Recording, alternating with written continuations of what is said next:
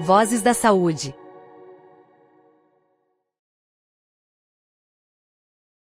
Clemente, podemos dizer, de acordo com esse cenário que você nos traz, que a gente implementou muito mais com base na redução de custo do que no olhar do desfecho, né? Que seria Exatamente. um bom, o grande indicador. E aí, nessa esfera ainda, aqui a gente fala muito, poxa, mas eu não consigo controlar desfecho porque eu não tenho os dados estão perdidos no sistema, não há uma integração, toda aquela história. E do outro lado, se discute muito a questão do Open Health, assim como, né, emulando lá o sistema financeiro. Esse pode ser um primeiro caminho? O Open Health, ou seja, o usuário do sistema, controlar e ter os seus dados, do banco de dados em que ele tem acesso, como é no sistema financeiro, como a gente tem acesso às nossas informações financeiras, contas, investimentos, etc.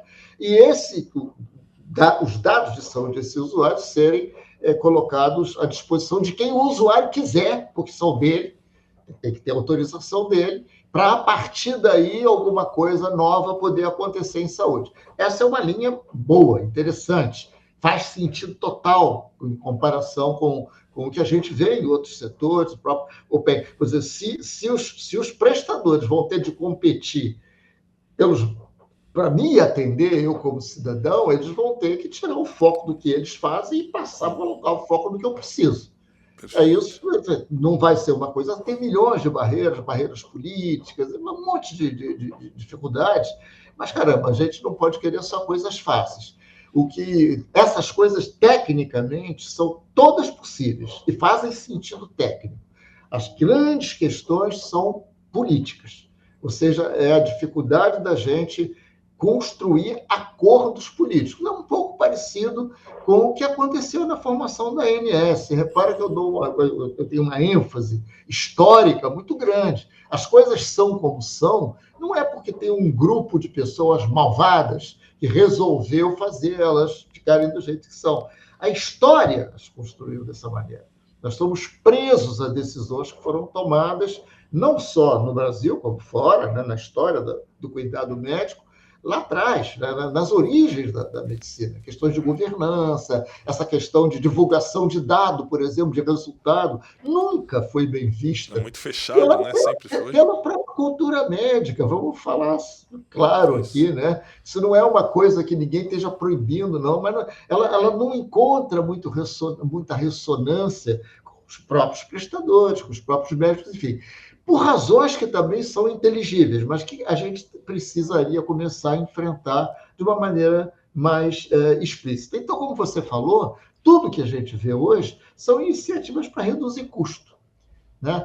Inclusive, essa onda de verticalização que a gente tem agora, são acordos comerciais entre operadora e prestador, fusão entre operadoras, tudo isso é para ficar mais eficiente. Mas a gente continua, que não tem nada errado, tá? Isso não é uma coisa nova em negócio, isso é a herança da Revolução Industrial Americana, lá atrás, né?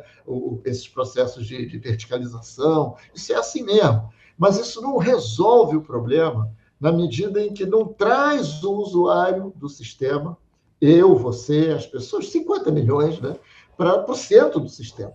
Essas pessoas continuam sendo passivas. Avisam, olha, esse ano teu aumento vai ser 25%. Você vai lá e paga. Ou paga ou fica sem assistência. Então, essa coisa não foi alterada. Agora, neste momento que nós estamos gravando, há um certo sentimento que a gente nota em notícias da imprensa, né?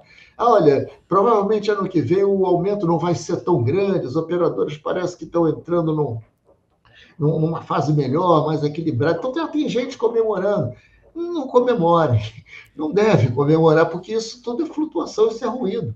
Isso não mostra a realidade difícil que a gente tem, que não é culpa de ninguém localizadamente, mas eu diria, a culpa é da falta de vontade que a gente tem de atacar os problemas raiz, que estão conhecidos, que são conhecidos. É custoso politicamente, não é simples, então sempre se tenta botar um remendo ali, outro aqui, mas não vai resolver.